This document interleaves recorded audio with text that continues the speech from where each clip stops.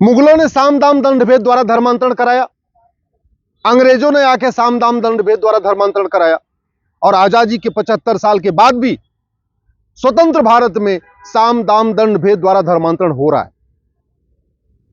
और इस धर्मांतरण का दुष्परिणाम है कि देश की डेमोग्राफी पूरी तरीके से बदल चुकी है। कश्मीर में हिंदू खत्म हो गए, मणिपुर में हिंदू खत्म हो रहे, मिजोरम में हिंदू खत्म हो गए, मेघालय में हिंदू खत्म हो गए, सिक्किम में बहुत तेजी के साथ खत्म हो रहे, अरुणाचल में बहुत तेजी के साथ खत्म हो रहे, केरल में बहुत तेजी के साथ खत्म हो रहे, गोवा में बहुत तेजी के साथ खत्म हो रहे, और अब तो उत्तर प्रदेश, बिहार में भी तेजी के साथ धर्मांतरण हो रहा है। पंजाब में तो पूछिए मत, इतना तेजी के साथ धर्मांतरण हो रहा है कि उसको कह पाना मुश्किल है।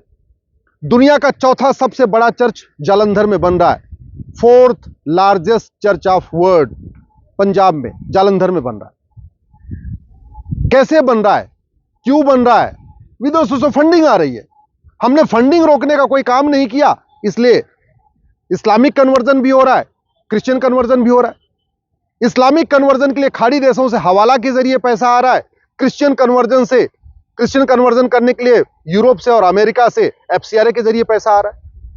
हमने फंडिंग पे रोक नहीं लगाई, इसलिए कन्वर्जन नहीं रुक रहा है।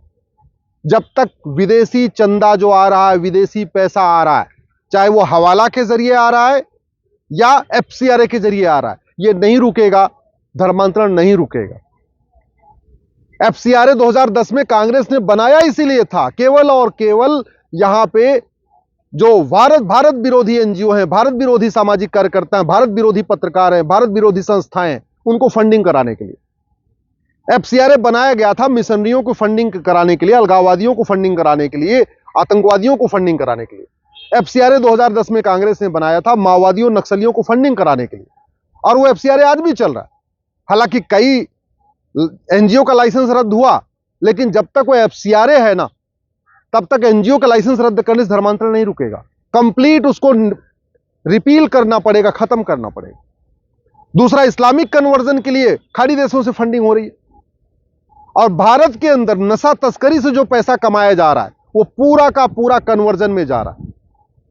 यह आपको भी पता है कि भारत में जो ड्रग स्मगलिंग का पूरा नेटवर्क चलाता कौन है? जो ड्रग स्मगलिंग से हर साल अरबों रुपए आ रहा है, वो जा कहां रहा है?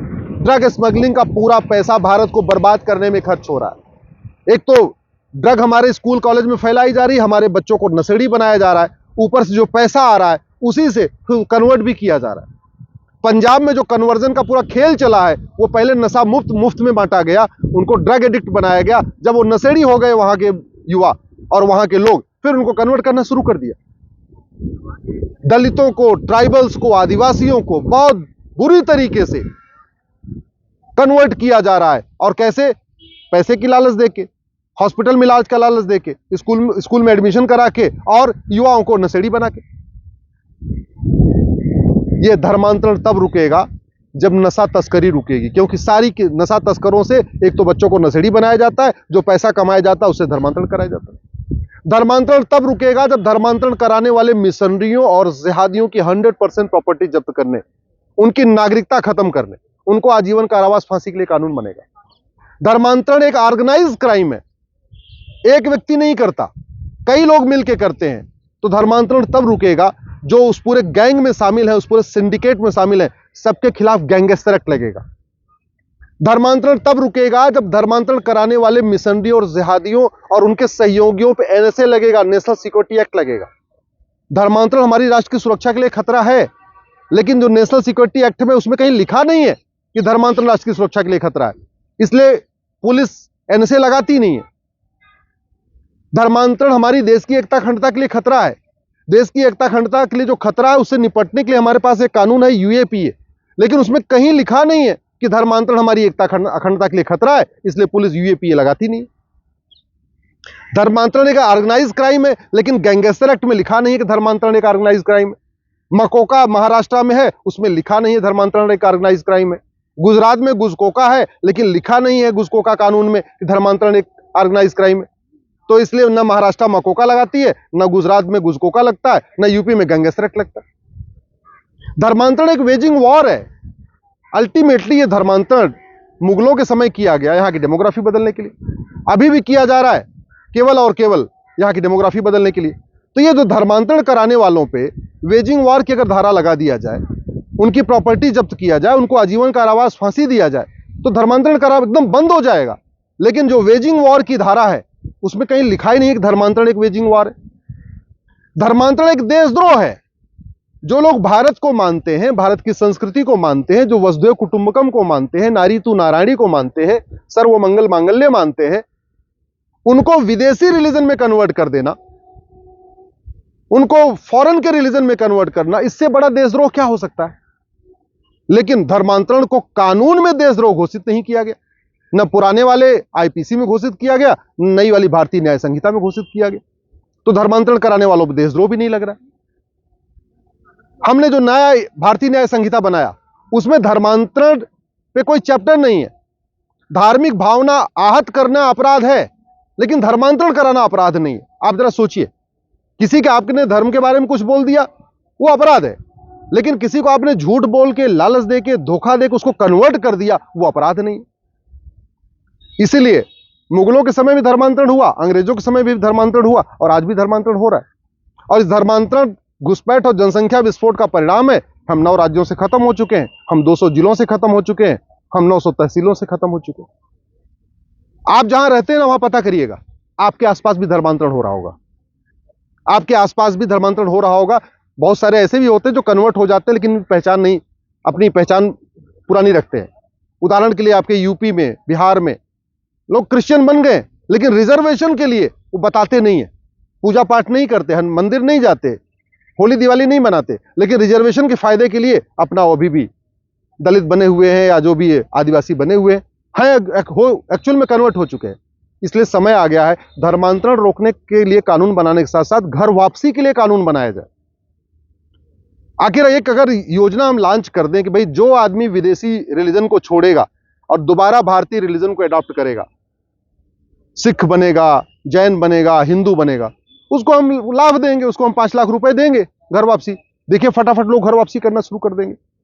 घर वापसी जैसे हुई मुगलों के समय में, डरा के, धमका के, लालच दे के, वापस घर वापसी जैसे धर्मांतरण हुआ था मुगल काल में, घर वापसी के लिए भी कुछ वैसे ही हमें प्रक्रिया अपनानी पड़ेगी। घर वापसी तब होगी जब सरकार इसके लिए कुछ स्कीम लेके आएगी, केवल समाज के उससे नहीं। और एक बात याद रखिएगा, तू मैं करने, आरोप प्रत्यारोप करने, नूरा कुश्ती करने से धर्मांतरण नहीं रुकेगा। धर्मांतरण कराने वालों का वीडियो शेयर करने से धर्मांतरण नहीं रुकेगा। धर्मांतरण कराने वालों के बारे में उल्टा सीधा कहने से धर्मांतरण नहीं रुकेगा। वो लगातार जारी है, लगातार चल रहा है। और उत्तर से दक्षिण तक, पूरब से पश्चिम तक हर जिले में धर्मांतरण हो रहा है। आपके जिले में भी धर्मांतरण हो रहा होगा, शायद आपको पता नहीं है, लेकिन हो रहा है, 100% हो रहा है। ऐसा भारत का कोई जिला नहीं जहां धर्मांतरण नहीं हो रहा है। धर्मांतरण तब रुकेगी जब विदेशी फंडिंग रुकेगी। धर्मांतरण तब रुकेगा जब से FCRA खत्म होगा। धर्मांतरण तब रुकेगा जब धर्मांतरण कराने वाले और उनके मददगारों की 100% प्रॉपर्टी जब्त होगी। धर्मांतरण कराने वालों, उनके मददगारों की नागरिकता खत्म होगी। धर्मांतरण कराने वालों, उनके मददगारों को 10 से 20 साल सजा का कानून बनेगा। धर्मांतरण तब रुकेगा जब धर्मांतरण को देशद्रोह घोषित किया जाएगा। धर्मांतरण तब रुकेगा जब धर्मांतरण को वेजिंग वॉर घोषित किया जाएगा। धर्मांतरण तब रुकेगा जब धर्मांतरण को राष्ट्रीय सुरक्षा के लिए खतरा घोषित किया जाएगा। धर्मांतरण तब रुकेगा जब धर्मांतरण को देश की एकता अखंडता के लिए खतरा घोषित किया जाएगा।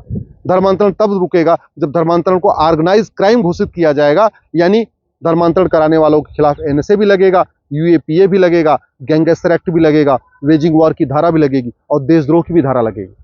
तब जाके धर्मांतरण रुकेगा। नहीं तो एक बात याद रखिए, गांधीवाद की बात करने, अंबेडकरवाद की बात करने, समाजवाद की बात करने, लोहियावाद की बात करने, राष्ट्रवाद की बात करने से धर्मांतरण नहीं रुकेगा।